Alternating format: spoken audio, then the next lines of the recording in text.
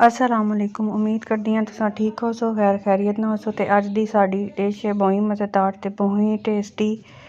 अज की रेसिपी तुसा को ना देखनी है तो तुसा एक घर च बना सकते हो। ठीक है, अज की रेसिपी है साड़ी मलाई टिक्का बोटी।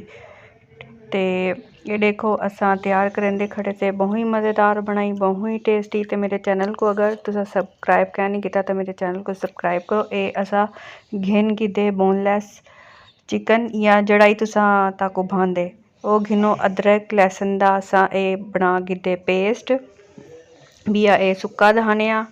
ठीक है, नमक हो गया ते बिया ए वाइट पेपर सफ़ेद मिर्चा ए है ज़ीरा। ठीक है, ते चंद अदद नींबू।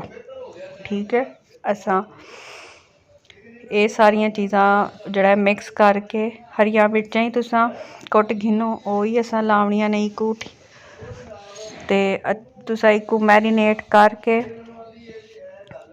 तकरीबन 4-5 घंटे जड़ाए रखने वाला ताड़े जड़ा टिक्के बहुत मज़ेदार ते बहुत ही टेस्टी बनसन। ठीक है, ताकू इंदे हुण थोड़ा सारा वैसी दही ताकि ये जड़े साडे मसाले इंदे अच्छे तरीके नाल वो थी वने। बई तरफ असा बनेंदे खड़े से सिंपल टिक्के उन्हां दी रेसिपी तुसा नोट करो। ये अदरक लहसुन दा पेस्ट गया इंदे बिया साविया मर्चा इंदे च वेसन।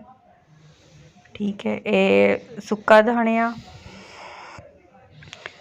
ते ज़ीरा ते टिक्का मसाला जड़ा ताकू भांदे जड़ा ताकू टेस्ट दे विच अच्छा लगता है वो तुसा सट्टो। नमक मिर्च अपने टेस्ट के अकॉर्डिंग तुसा इंदे च सट्टो। ठीक है, जितनी जी को भांदी है वो सट्टन ते ये सारिया मर्चा इंदे च वेसन ते थोड़ा सारा इंदे च असा सटेसू दही ते ई मिक्सचर को ही असा 4-5 घंटे किते मैरीनेट करके रख छुड़ेसू। ठीक है, तो ये असा इवें इन्हों को अच्छे तरीके ना मिक्स कर घेनसू। जिस वेले साडा 5-6 घंटे थी वैसे नाल ही असा नींबू सट छोड़ने। ठीक है, टिक्का मसाला ये मलाई टिक्का ये तुसा नींबू सटने तो इंदे च तुसा नींबू सटने। ठीक है, डू नींबू सटो। असा 1 किलो की रेसिपी टाकू दसेंदे खड़े से। ठीक है, अपने अकॉर्डिंग तुसा इको कम ज़्यादा कर सकते हो।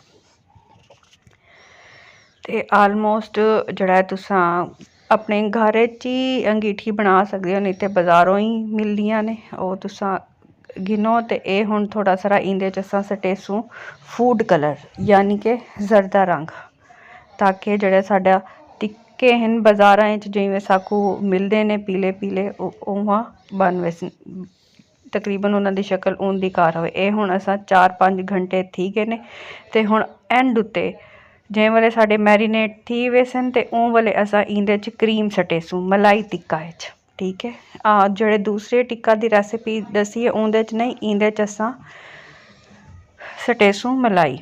ते ये आम BBQ जड़ा असा सटेसू इंदे च असा मलाई कहना सटेसू। ते इवें तुसा इन्हां को सीखां उत्ते ला घिन्ने ते सीखां उत्ते ला के ते एक कोयले असा गर्म कर गिदे। ठीक है, तो इन्ना उत्ते हुण असा अपनी सीखां को पकेसूं ते खासूं ते चस करेसूं। तुसा ही खाओ बनाओ।